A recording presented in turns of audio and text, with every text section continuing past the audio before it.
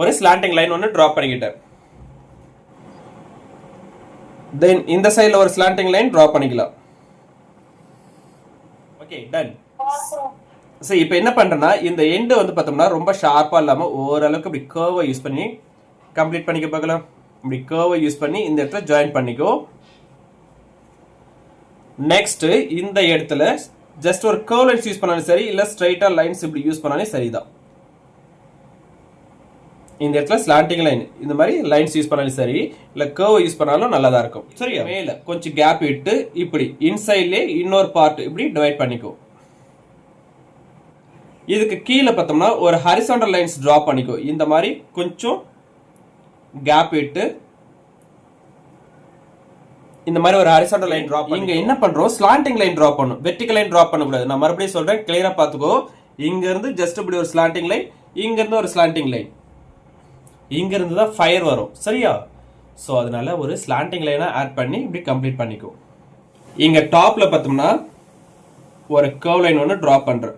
One, again one more curve lines, two,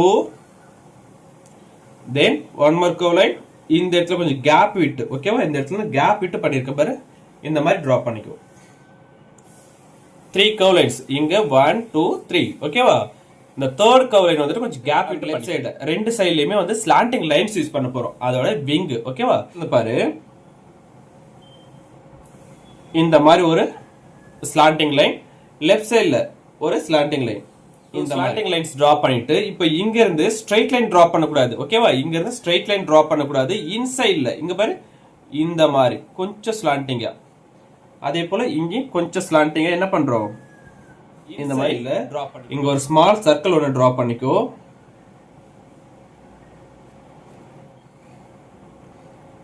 so இங்க வந்துட்டு big சைஸ்ல ஒரு சர்க்கிள்.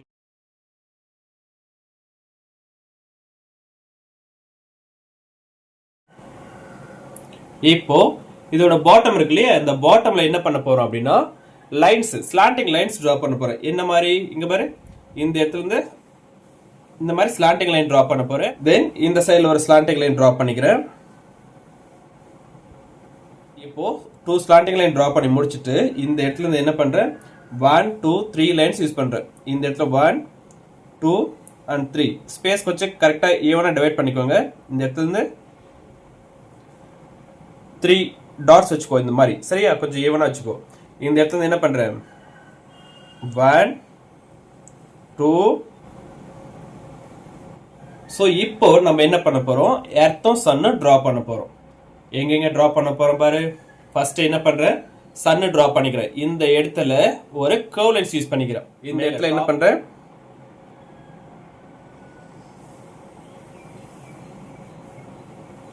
இந்த மாதிரி கர்வ் லைன்ஸ் யூஸ் பண்ணிக்கிறேன். கர்வ் லைன்ஸ் யூஸ் பண்ணிட்டு அவுட்டர்ல ஜிக்ஸாக்,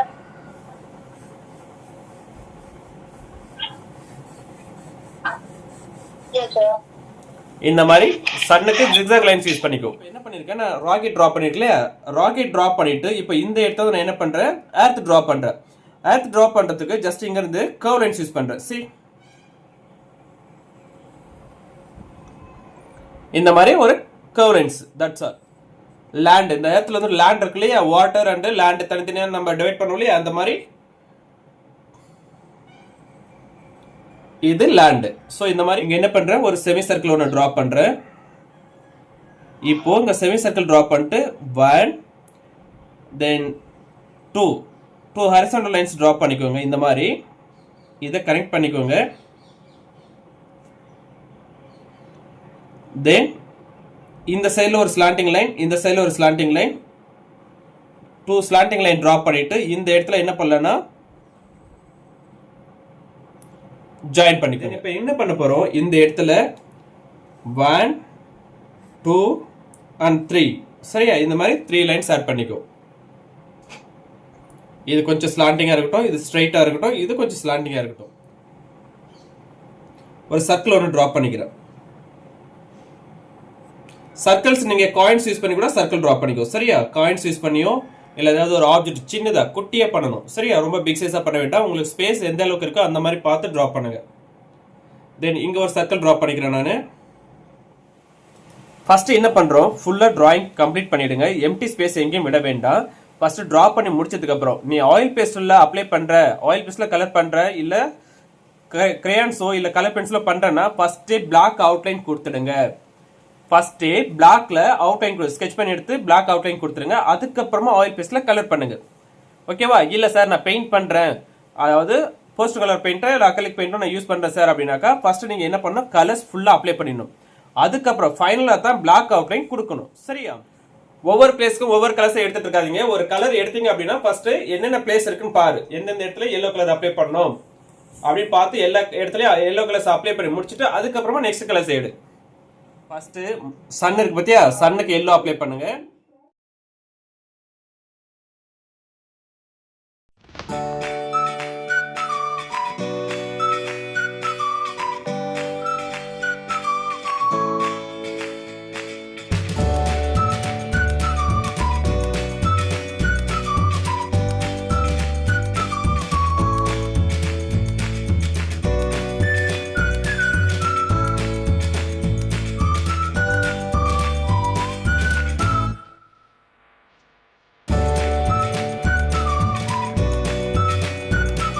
ஸ்கைக்கு என்ன கலர் பண்ணணும் அப்படின்னு தெரியும் இல்லையா? ஸ்கை ஆக்சுவலாக பார்த்தோம்னா வயலட் கலர் யூஸ் பண்ணணும், பர்பிள் கலர்ஸ். ஓகேவா? வயலட் வந்துட்டு டார்க் வயலட்டா யூஸ் பண்ணிடாதீங்க, ஜஸ்ட் லைட் வயலட்டா அப்ளை பண்ணுங்க.